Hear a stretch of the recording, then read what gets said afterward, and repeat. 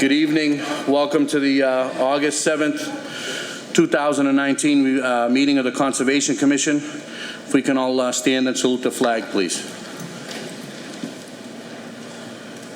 I pledge allegiance to the flag of the United States of America, and to the republic for which it stands, one nation, under God, indivisible, with liberty and justice for all.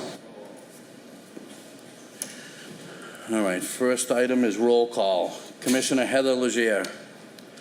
Here. Commissioner David Etoff. Here. Commissioner Toby Cassidy. Here. And absent tonight is Commissioner Joe Laval. And I also absent tonight is Ann Raponi is absent. Ann has been sick the last month or so. She was actually in the hospital, but she's doing better now. She's home and getting stronger every day, so we wish her well, and hopefully we'll see her next month. Can I have approval of the minutes for May 1st and June 5th, 2019 meetings? So I have a motion for I'll make a motion. Toby makes a motion. I have a second. Seconded by Heather Leger. All right, first item on the agenda is Mass DEP file 0610730646 Ocean Avenue. BC Boston Development construction of a 5-story mixed-use residential commercial over 2 levels of parking. Can I have your name and address for the records, please? Turn on the microphone. That button? Yeah. Excellent. I'm not that technologically oriented. I'm Victoria Fletcher with Mylone and McBroom. I'll be introducing the project, but then turning the presentation over to a colleague who knows much more about it than I do. Should I have everybody introduce themselves? Or Yeah, have everyone introduce themselves now, and then we'll start. Tom Daly, also with Mylone and McBroom. Our offices are in Springfield, Massachusetts. Okay. Good evening, guys and ladies. My name is Mark Forlenza. I'm a partner with the development group. Thank you. All right, so whoever wants to start, let's give a description of what we're doing. Sure. Well, as I met a couple of you out at the site this past Saturday, and I live closest to the site. I know the area pretty well. They threw you to the wolves is what they did on Saturday. No, it's not the wolves. I love this area. So we're here this evening regarding a parcel at 646 Ocean Avenue, which is currently a parking lot. And there's been part of a master plan development along Ocean Avenue. Several other buildings have been built. But this is the last remaining sort of hole in the donut, if you will. The entire property is currently paved. It's also important to your jurisdiction, all entirely within the land subject to coastal storm flowage. So that's a state resource area that has no performance standards, but nonetheless, it's important that you understand the project and can ask questions about drainage and so forth. But Tom will go into more detail on those sorts of details and any other questions that you have about the project. So with that, I'll just turn it over to Tom. Oh. Mark will actually go first. He's going to. I think it's useful to this commission to understand kind of the scope of the project, and then Perfect. I'll get into the site and the drainage. That'll be great. Thank you.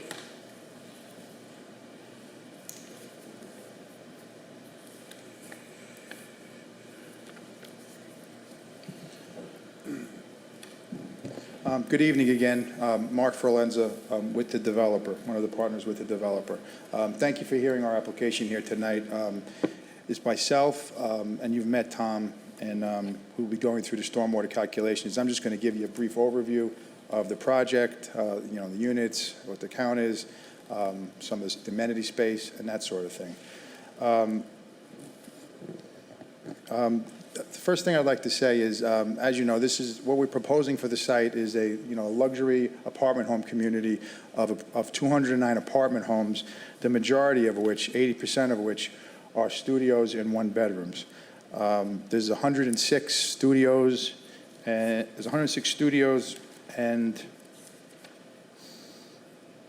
41 2-bedrooms, and the balance are 1-bedroom apartments.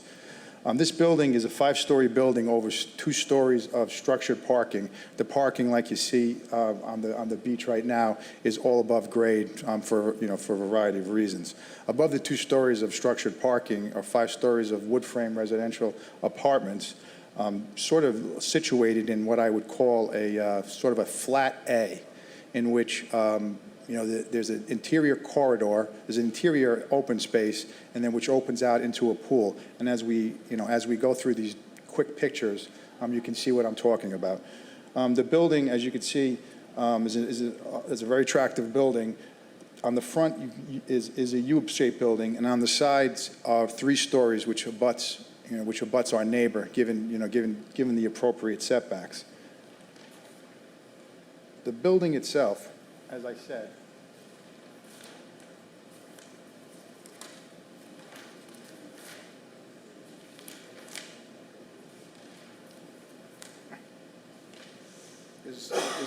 this is a typical floor plan. This is probably the 3rd floor, but the building is sort of a flat A with the pool and amenities here in the front with views of the ocean, and then this sort of interior corridor.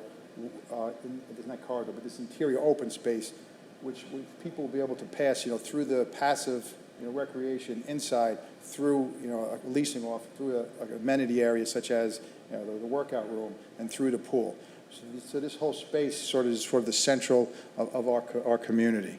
In addition, on the ground floor, we have retail and a restaurant. There's 4,000 feet of retail and approximately an 80-seat restaurant, sort of to enlighten and invigorate, the streetscape, like a lot of people are doing now with the newer developments. Just to speak specifically about, our target market, the luxury apartment market is for people that it's a renter of choice, portion of the rental market. It's people who can afford to buy a home but choose to rent for, lifestyle reasons. And typically what you've seen, and I'm sure other people have told you this, typically what you've seen in these type of communities are empty nesters, young adults, millennials, and then people in transition, whether they're just coming out of college, getting divorced, some lifestyle change. So those are typically the 3 segments that we see in these communities.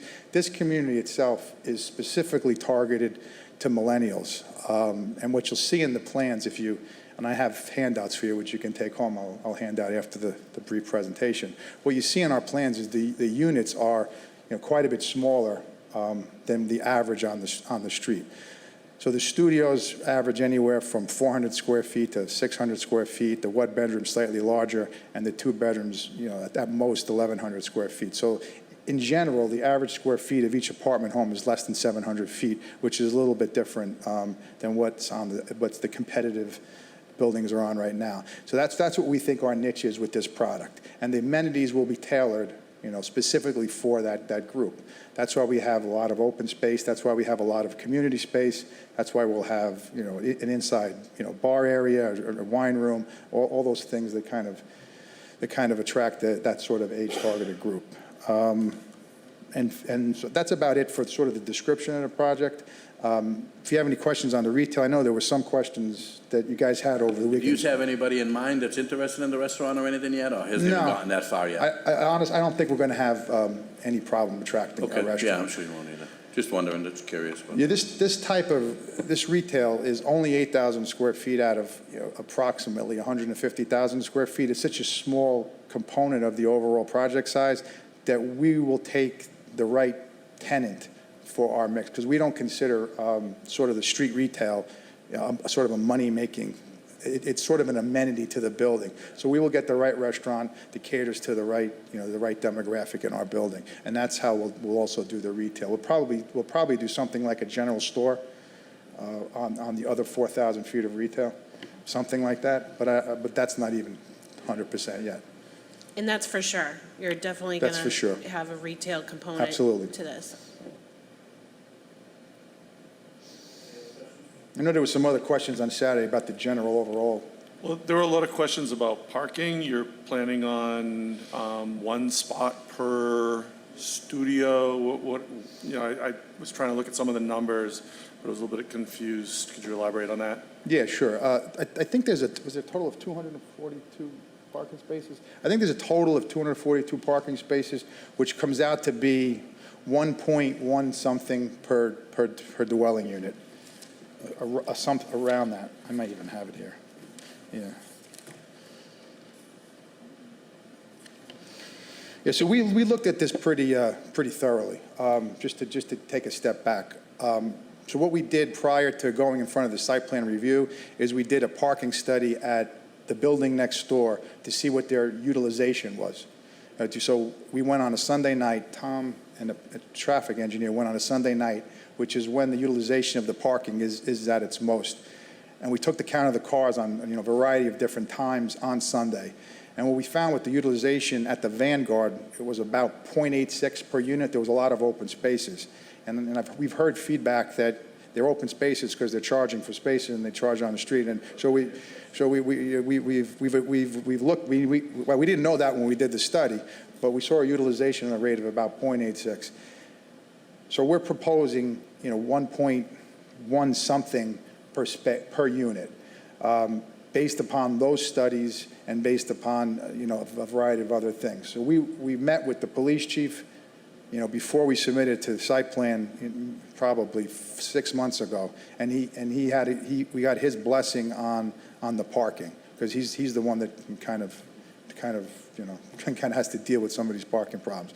And then we took it back to the site plan review. So we've looked at it, and the last comment will be is we're bundling the spaces with the apartments. So there's no extra charge for parking? So there's no. What we'll do, whatever we charge for the parking will be in the rent. It won't be broken apart where someone can't choose to not take the space, is what some of the questions. Yeah, exactly. Yeah, that was one of my questions.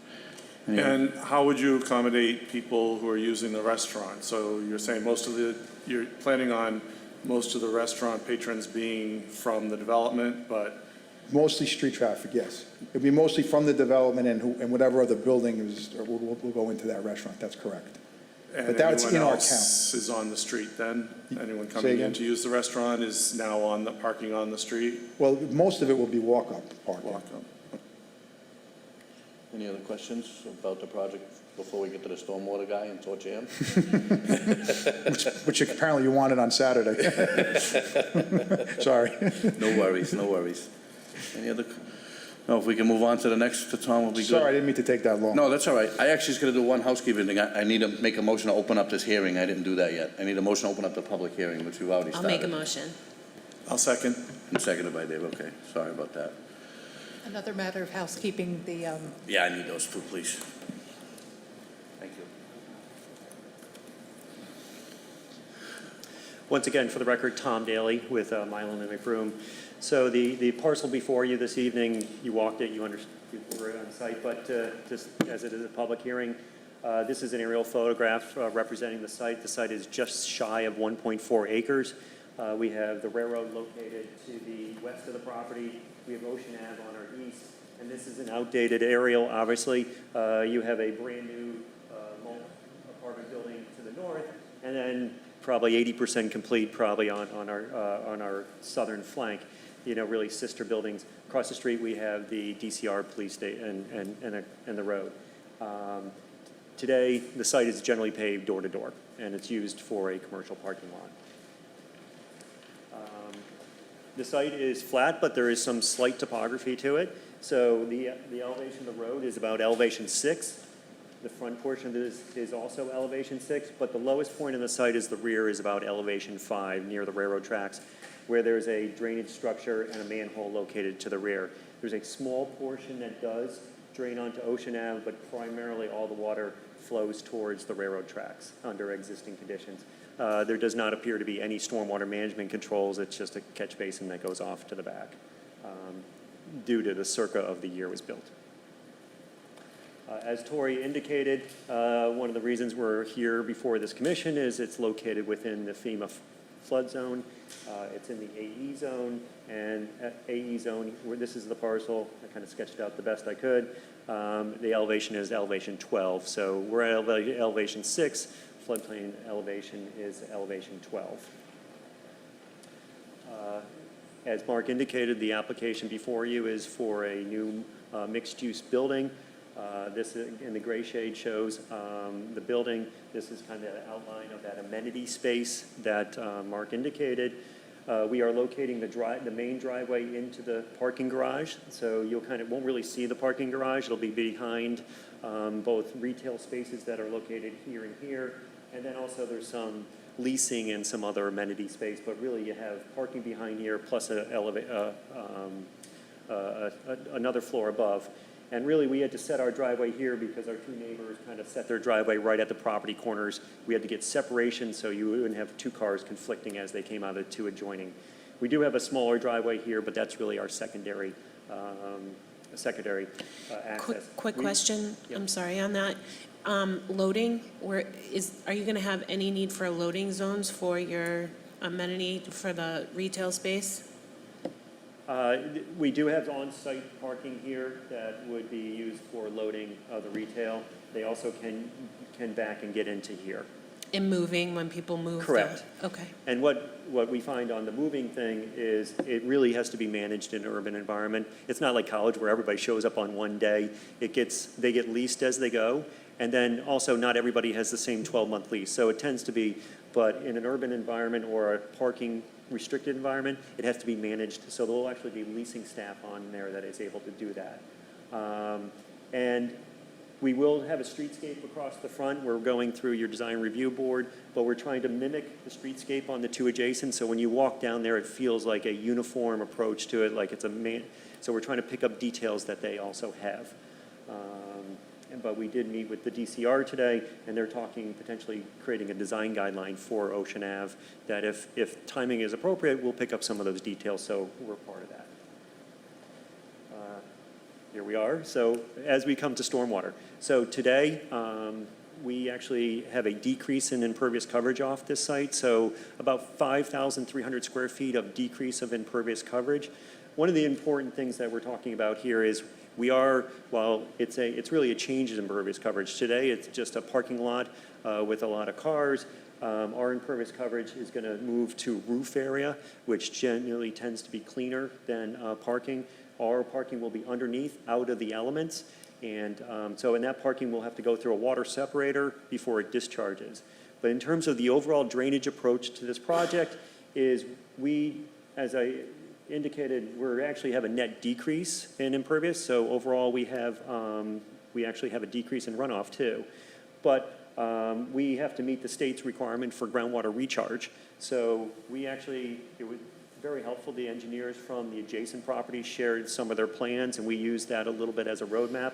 So located, we actually only have one catch basin on the entire site. So we have a catch basin that's going to the system. We have a catch basin here, but it's actually a water quality chamber. It's a proprietary product that provides 80% removal. And we picked the type of project, it's called a Vorcentry.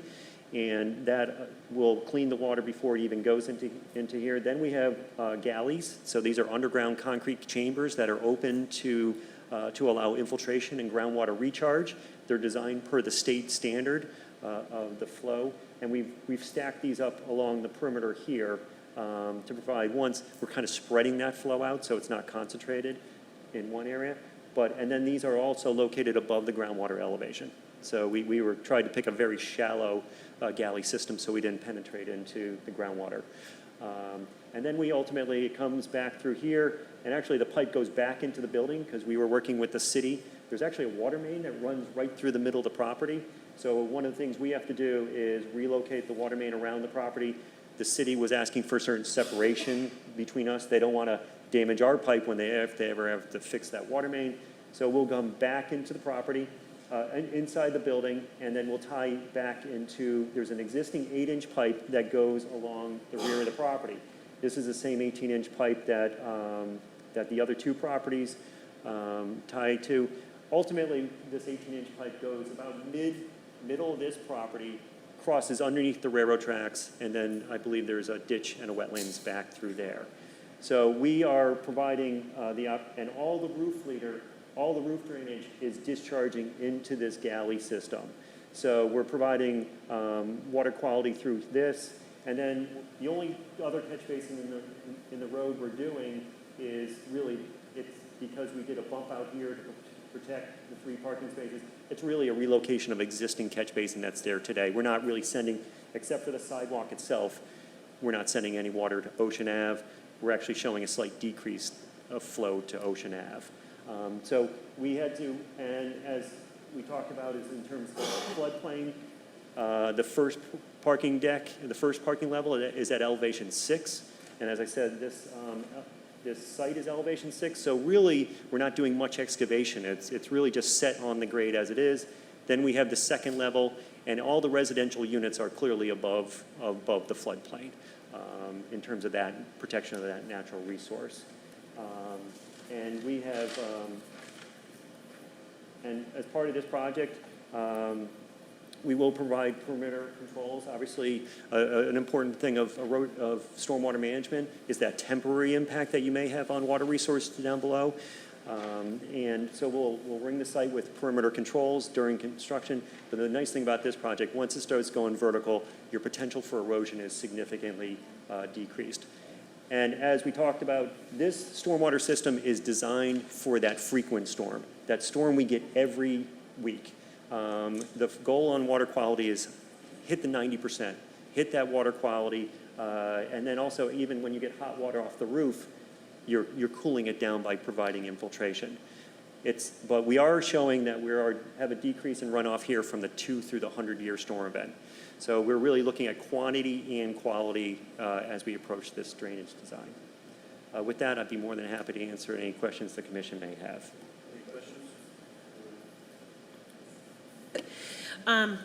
So can you tell me what your plans are for the maintenance of the contact Triton system? How is the water going to be treated by that system? And then how is it going to go out? Sure.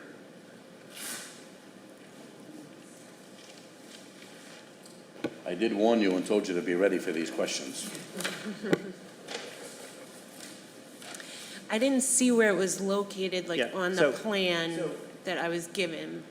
The bore sentry unit is located it's actually the catch basin, and that's one of the reasons we picked it. It's a unit that you can actually put a grate on top of it. You know, many times you see the catch basin, then it goes through it, and it goes. But this is it's really just to handle this little driveway here. So the bore sentry product is very compact, and the catch basin can go right into it.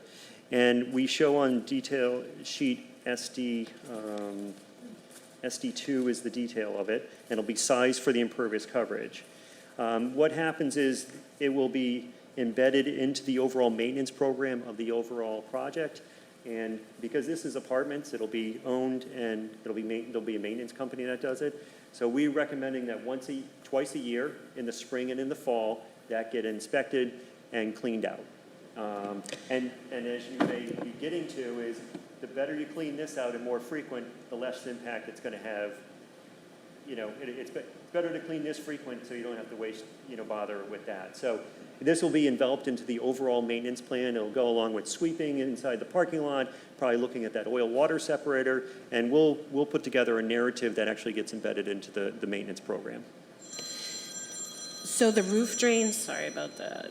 The roof drains are going to tie into that, or is that just parking lot? Just parking lot, because you really want to separate those two. Roof water tends to be clean. It doesn't have the oils and everything from parking. So we're tying the roof drainage right into the galley system, where we don't want to dilute it. We want to get the best bang for the buck for the pavement. So that's why that's going through the bore sentry. When it comes to roof drainage, heat tends to be the bigger constituent we're worried about. On a hot summer day, well, how can we cool this down before it finds its way into the water resource? So we want to get that into that system. So we're separating those two to increase the water quality for the pavement. And I believe the interior goes to the sanitary sewer once it goes through an oil water separator. And the only water you're really going to get in there is if snow is on the car or some rainwater once it enters the parking garage. I would like to have some language in your maintenance plan that the maintenance for that system will remain on the property in perpetuity. Yes. And and that it will survive during transfer of ownership. we can definitely put it on the plans, and then we can work with town staff and the best way to get that into a, memorialize that into something that the town is happy with. Yeah, we have no objection. We've done that many times before. Your comment is, great, I'm glad you're sitting here and telling me this, but what about the next guy? So we can embed that into, we've actually put it into something on land records we've actually done before, where anybody who buys the property knows they have maintenance requirements going forward. Because it is a critical element that, it's all about maintenance. So, but we try to pick a unit that's not overly complicated to maintenance. It's a matter of hiring a vac truck and doing it twice a year. So you'll hire a licensed vac truck company to do Yeah, that? it would have just to like be- rely on a maintenance guy? Correct. And even some of these companies, not only do they supply it, but they have their own maintenance company. It would have to be done by a specialist company, because you're going to vac it out, and that material has to, I mean, if it has oils in it, it has to go to an off-site location. So it'll be a specialty company that does that. It may actually be the same company that does the oil-water separator. Likely so. All set. And we can even put that maintenance program on our plans. I think we do have it in the stormwater report, but we'll put it on the plans also. Okay.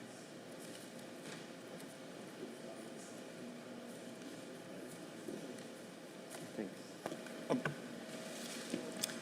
I agree with the planning committee's, I guess, conversation with you about the sidewalk planning and working stormwater management into the sidewalk, making sure that the sidewalks are pitched correctly for stormwater management, even maybe installing permeable pavers. I know you want to maintain continuity, but that'll be pretty important to us as Yeah. well. And I think we had a good meeting with the DCR. I guess they're working on this plan, and it's not, you're right. It's about plantings, it's about amenity spaces there, but the stormwater folks were actually in that meeting also. And if the timing's right, they expect that report or the manual to come out in December. That should be plenty of time for us to have a conversation with them to incorporate these into the plans, because I mean, at the earliest, it would be spring construction. So we have time to work with them, and we're going to continue to dialogue with them as they move forward. Thank you. It sounds like you're dealing well with the storm events, but what about king tides and things like that? How does this system work? Well, and back to you. In our stormwater, but in our stormwater report, we do have the full maintenance program for the War Century, so it's in there. In terms of, it's that balance. So we're separating water quality and overall. So for the 100-year storm, we are also mitigating that. But to be honest with you, once you get a hurricane or some massive storm, kind of all bets are off throughout the whole corridor. I mean, you're 6 feet underwater. So what you would do is, after that storm event, that's the time you would have to go suck that out, clean it up, reset the system, because you're always trying to get that half-inch rainstorm is really where we find water. Water quality tends to focus on the small storms because we want to get more. But yeah, we're in a flood zone, so when all bets are off, you have to basically clean everything and reset it. But we would be a small part of the pie, piece of the pie when that big storm event does occur. But that's exactly, we're in your flood zone. We have to work on I understand we'll have to work closely with your building department for flood protection on anything, but that's also why we got the parking garages, in that first 2 layers.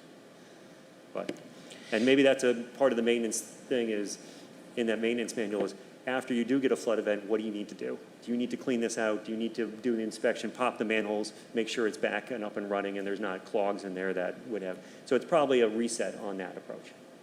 Okay, and we can work that into the maintenance plan. So none of this stormwater is being entered into the municipal system, correct? Correct. Municipal, if we're defining municipal as in terms of ocean, correct. It all goes to the rear and this trunk line that goes through the back.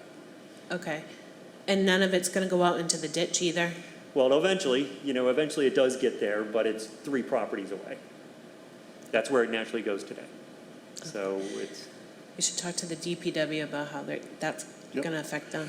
Yeah, our plans are, we want to listen to this presentation tonight, but we got some other factors that we want to talk to the other departments in the city about first, Yep. before we make a decision. So we're Sure. going to postpone the meeting Okay. till next month anyways, but, And one thing about DPW is they did want to get access to this back pipe. yeah. So one thing was we actually moved the building over and opened up the access way here so they can get to back there. And Okay. that's one of the reasons why we moved this pipe outside so they can get a vehicle. Now, granted, it's over the water main, but we changed the architecture actually because they want to get back here and maintain that thing. But I understand. Well, Yep. But DPW, we did make some accommodations because they did bring those maintenance issues Yeah, up. there'll be a the site staff. plan review too, DPW's. Yeah, they brought them up at staff review. Yep. All right, so, this is a public hearing, so are there any other proponents that want to speak for this? Bob, name and address, please, for the record. Mr. Chairman, members of the commission, my name is Pablo Brian. I live at 10 Ocean Avenue in Revere, and I am Director of Economic Development for the City of Revere. I stand before you in support of your approval of this application with whatever orders of condition you deem appropriate in your professional judgment. This project, from our perspective, is a worthy and timely one. It represents the next to the last project that will complete the Waterfront Square complex, which dates back to Mayor Ambrosino and actually to some respects before that. So this will finally contribute to the realization of an urban development vision for the city of Revere that has been a long time coming. There's one more project that will follow this, not today, but in the weeks to come, and that will essentially put the completion on that project.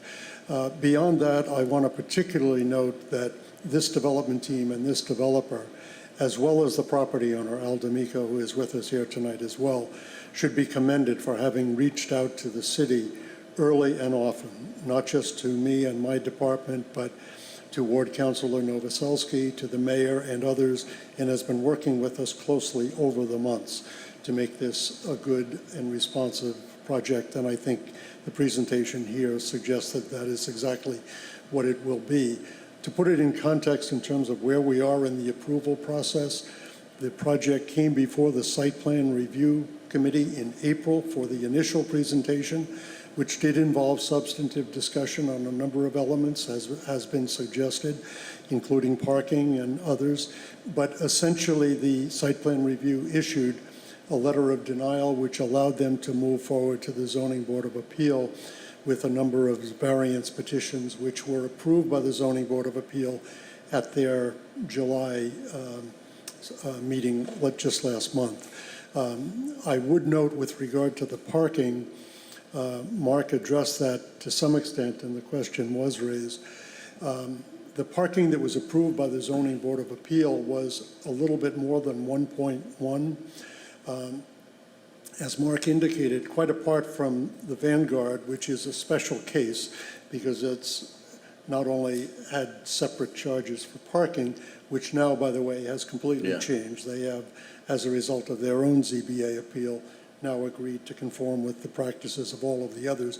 But beyond that, it was undergoing a substantial renovation. But Ocean 650, for example, immediately next to this project, is running an actual occupancy for parking of about 1.0. The Beach House, similarly, they built their parking to zoning requirements. They have hundreds of spaces that are vacant. They're looking actually for something to do with them. So the 1.1 is actually consistent with experience and also consistent with what ZBA has been approving with our support for most of the waterfront developments, which are, after all, at the front door to the Blue Line. So we think that's quite reasonable. With regard to the parking for the restaurant, I would also note that it was explicitly noted that the parking in the MBTA garage is essentially way down at the times of day and on the weekends when parking for the restaurant would be required. So in addition to the walk-up and so forth, parking will be validated in that garage for this facility, and Zoning Board of Appeal took that into account in essentially excusing them from any parking requirement for the restaurant. In any case, they also appeared before the Revere Beach Design Review Committee, chaired by State Representative Rosalie Vincent. This falls within the purview of the DCR requirement for design review. They have had one meeting with that group. They were very favorably reviewed. There were suggestions made with regard to landscaping and structure, which have since been addressed and resolved. We expect that they will be meeting with the Design Review Board for their final approval sometime later in this month or early in September. So all in all, they are well along in their review and approval process, but they will need to go back to site plan review now that they have these other approvals for detailed review of the individual elements of the plan, including those that are of most concern to you, water, sewer, etc. So your feedback to that group will certainly be timely and will be taken into account in the conclusion of their process. This project does not require City Council approval. Essentially, it was approved as part of the Master Development Agreement some time ago. So with your approval and the final site plan review and the Revere Beach Design Review Committee in the balance of this month, these people should be pretty well ready to go and should be in construction, I would say, in 2020. So we urge you to act favorably and promptly, but deferring your vote until next month, I think, is perfectly appropriate. Thank you. Any other proponents that want to speak? All right, we'll close out that side of the hearing. Any opponents that want to speak against it? All right, so obviously we're going to put this off till next month. We'll make a decision. I want to talk to site plan review and to State Representative Rosalie Vincent for the Revere Beach design, and we'll go from there, and then we'll come back next month and make our decision. Great. Thank you very much. Thank you very much. Appreciate it. Thank you. Next up on the agenda is 69 Eastern Avenue, construction of a proposed duplex. Charles Callahan, owner, Rick Salvo, Engineering Alliance.